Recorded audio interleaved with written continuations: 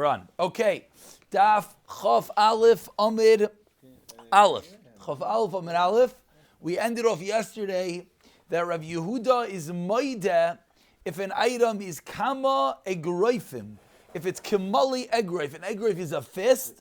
Egroif is a fist.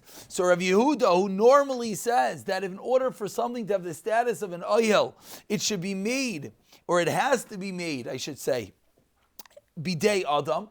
What does bidei adam mean? With kavana. But if it's a large oyel, then Rav Yehuda allows it to break the rules. And everyone already is anticipating the big question that we hope to get to in a moment, that the bed in the Mishnah is seemingly larger than a fist. So what's going on over here? But let's get there. Hopefully we're going to get there today. Very exciting. V'hashvarim. Let's just go back to V'hashvarim. The oyel she'ina asav b'dei adam hu. Rav Yehuda said they didn't bring doors. They sat on the oxen themselves. Asks the Gemara that the shvarim, the oxen, are not made by man. And yet, v'katani Rav Yehuda, lo yaya mevi'in d'lasais. Rav Yehuda teaches us they didn't bring a door. Ela shvarim. But rather they brought the oxen. So seemingly Rav Yehuda is learning that the ox itself is blocking between the kid and the tama. And the question is, how does the ox block between the kid and the tama? According to Rav Yehuda, that an oyel, it's only going to block if it is made bikavana for the purpose of being an oyel. So answers the Gemara, Ki asa Rav Dimi, Amar Rav Elazar, Moide Rav Yehuda, Kimale Egroif. If it's a large item, then it breaks rules. If it's a large item, Kimale, like the size, or like male, like it fills up literally, like the size of, and Egroif, a fist. If it's the size of a fist of your hand, then let's just say the airspace, good. Then it's an oyel, even if it's not made b'dei adam. Very good. Tanya nami hachi taf nun hey. Tanya nami hachi. We learned as well. Tanya brisa nami as well hachi. We learned. Well, that was inaccurate. Tanya nami hachi. I get the words confused in my brain. Tanya nami hachi. We as well learned in a brisa. Umayde Rav Yehuda. Rav Yehuda admits bishakifin, with uprooted boulders, ubenikike aslela, and rock crevices, aslayim. That's the picture over here. Since these are large holes, large air spaces, even if this was not made by man, it was a natural disaster that happened over here. Some people say that the Grand Canyon was made from naturally. It didn't come from Rishis and the Abrasius. Anyone ever heard about that? Anyways, you can talk about that later. But either way, these crevices, even if it was not made by man, it still will have the din of an oyel. Says the Gemara. 1 second. Again, Rav Yehuda learned, don't put the deles, don't put the door on top of the ox, but rather, what? Sit on the ox itself. Says the Gemara. 1 second. How big are these doors? V'harei deles. But the door, the yesh ba kama egroifim, the door seemingly is what? Many egroifim. The door is big. It's bigger than my fist, I sure hope. Vikatani, and what did Rav Yehuda teach us? Vikatani, Rav Yehuda Omer, lo yaya mevi'in d'lasais. They were not to bring doors, ella shvarim. So ask the Gemara, I don't understand. If Rav Yehuda holds that any time an item is larger than a fist, it will, yes, act as an oyel, even if it's not made bikavana. So why did Rav Yehuda go and say that they're sitting on the ox? Let them sit on the door. What does it bother you if they sit on the door? If this kid is sitting on this door in the back of the ox, this door is bigger than an egroif. This door is bigger than a fist. So you're saying it's not necessary? And wait, we don't know. That's the Gemara's answer, is that's just not necessary. You're right. But right now we think in the question that Rav Yehuda is saying, why do you need a door? What's the purpose? Don't use a door. Go on the animal. So the Gemara answers like Rav Menachem just said, very good. Omer Abaya, loy hutzrichu lahavi t'lasais. You don't need hutzrach from the word of tzarich. You don't need a door, meaning, you're right, if there was a door, it's fine. Says Rav Yehuda, you're wasting your time. What are you putting a door over there? They could sit on the animal itself. Answer number 1. Answer number 2, 3 lines from the bottom. Rav Amar, lo yaya mevi'in d'lasis kaleker. They did not bring doors purposely. Lo Yahaya Mevian, they would not bring the doors kolikar at all.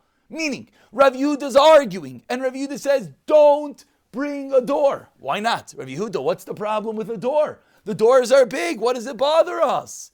You know why? A sidebar reason. Last night someone mentioned this. Shemipnei, you know what the reason is? Because of Shedaitai, the das, the knowledge, the mindset, Sheltinoik of a child is Gasa alav. He's going to be Gasa, literally means haughty. He's going to be confident on it. If the kid is riding on the door, on the back of the ox, the kid is going to be confident. And then what? Kids will be kids. Shema, you know what might happen? Yoitse Roishai. The kid's going to start sticking his head over the edge. Hey, look, Mom, my hand's out the window. My leg's over the end. And it'll become tame. So the whole purpose, why do we create this whole story? To make sure the kid doesn't become tame. Then you're going to go and give the kid a nice ride in a limousine called a board on the back of an ox. And the kid's going to be like, hey, this is cool. And the kid's going to stick his head out, and the whole thing is up in smoke. Because the whole purpose of this was to make sure the kid's not tameh. So Rav Yehuda doesn't want the door. Why?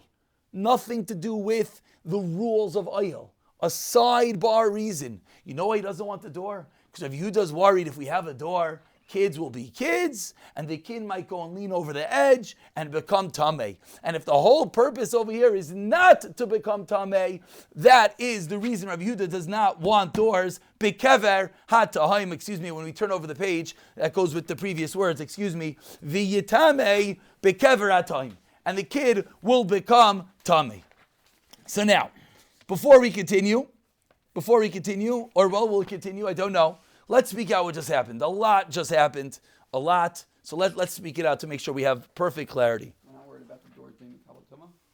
We're not worried about the door itself. They made sure they brought in wood. They made sure the wood wasn't tameh. That wasn't the concern. Now, so again, we started off today that Rav Yehuda has an idea that we went all the way back to the Mishnah. Let's pull it all together. I don't think we're actually going to read further. I think let's just wrap it all together so that tomorrow we could bring it home. Where Rav Yehuda has an idea on the Mishnah that you're allowed to sleep under a table. Why are you allowed to sleep under a table? What we know right now, what we think right now, because actually Gemara is here if you need. Why are you allowed to sleep under a table? Because the table is not an oil. Why is the table not an oil? Because it wasn't created to be an oil. We had a whole long, lengthy Mishnah about Para Aduma. That was a contradiction. What was the contradiction? That over there, Rav Yehuda says you could sit on the back of the animal. And the animal wasn't created to block the Toma. So how does Rav Yehuda allow the animal block the kid, save the kid from becoming Tameh? That's where we ended off yesterday. And we said the answer was what? That the animal is large. Anytime you have a large item, it's bigger than a fist. Rav Yehuda says it breaks rules. And again, we're just going to put on the side the question that's bothering everyone. The bed in the Mishnah was larger than a fist also. So how's Rav Yehuda going to deal with that? We're going to get to there. That's the home run. That's the punchline we're going to get to tomorrow, Mirz Hashem. So I know that's a difficult detail, but we have to get there. So that was, excuse me? Israeli mattress. They might be small. They're not that small. You're saying if you have 16 kids on 2 beds. Thin, I'm saying. So, says the Gemara. Very good. So that's what we said yesterday. Rav Yehuda admits when it's larger than a fist. Ask the Gemara, 1 second. We had a localized machlokes, a localized debate in this Mishnah on Para, what the kids sat on. Do they sit on the animal or do they sit on the wood? Do they sit on the delis on the door? Rav Yehuda said on the animal. Rav Yasi said on the door. Did I get that right? Did I get that right? Was it Rav Yasi? Someone? No, it was not Rav Yasi. I was wrong. I was absolutely wrong. Someone help me. Someone. Rav Yasi argued about a different detail. No, it was a Tanakama. Okay, great. It was a Tanakama. We don't know who it was. Tanakama said that they put on doors. And Rav Yehuda said they sat on the animal. Says the Gemara, I don't understand. Why is Rav Yehuda telling you to sit on the animal? Sit on the door. The whole idea is that now it's big, so the door is big also. So we have 2 answers to that we learned today. We have Abaye and Rava. Rav Menachem was machavin to Abaye's answer that why put a door there? Who cares? There's no need for the door. You want to put a door? Put a door. But what do you need it for? It's extraneous. It's unnecessary. Says Rava, no. They bedavka, they purposely did not put a door. Why not? What's the big deal? Says Rava, for a sidebar reason, not because of what we're discussing in the rules of Tumah V'Taira, meaning it's going to be part of that, but not because of this Yisoid. There's an idea over here. You know why you don't bring a door? Says Rava, because when you go riding on a door and you're surfing on that door, the kid's going to feel all gishmak, gas, he's going to feel haughty, feel confident, and he might go stick his head out, stick his arm out. And what's going to happen if he sticks his arm out? He might go right over something on the floor that was tamei, and then this whole design is out the window. So two different reasons why Rav Yehuda holds that you should not be on the door. We have another 90 seconds, so let's learn Tanya Chav from Beis. Let's begin. Tanya Kavase de Rava. We have a raya, and this is going to be a very explicit raya to Rava. Rava was the second reason, that the reason you don't put a door there was why? So the kids don't go surfing, they don't be confident and stick their head out and become tamei. Tani Kavasi de Rava. Rav Yehuda Aimer, this is a braisa. Le'yamavi and Delas's Kolekar. This should sound familiar. They would not bring doors at all. Why? They should die to Shaltinik Gasalov. Because the kid's going to be confident. He might stick out his head or one of his limbs. Ella. So that's the explicit raya. You see a brisa that says explicitly like Rava explained. So rather, what would they do? And with this we conclude, Elamevi and Shavarim HaMitzrim, the Egyptian oxen. Why Egyptian ones? Shekrisa sehen. Krisa is your stomach. Shekrisa sehen, that their stomachs, their bellies are rechavais, are wide. Vatinoikais, and the children yoishivin al gabeim, would sit on the back of them. And now we just play out the end of the story that we've seen already. V'kaisei shall even biyadeim. What are they holding? A kais, a cup of stone. Higia l'shiluach. They reached the spring, as we've seen already. Hopefully these words should sound familiar as we had them on Amud Aleph on the first side of the page. Yardu, they would go down. Umalim, they fill up the cup. Va'alu, they go back up. V'yashu lahem al gabeim. So this is one long, lengthy brisa that explicitly says, like Rava, the second way of learning. Why do they not put? You have a picture of there? Beautiful, thank you. They have a picture. Oh, that's a geshmak of fatso. Look at that guy. Oh, that guy ate well last night. That he has a nice.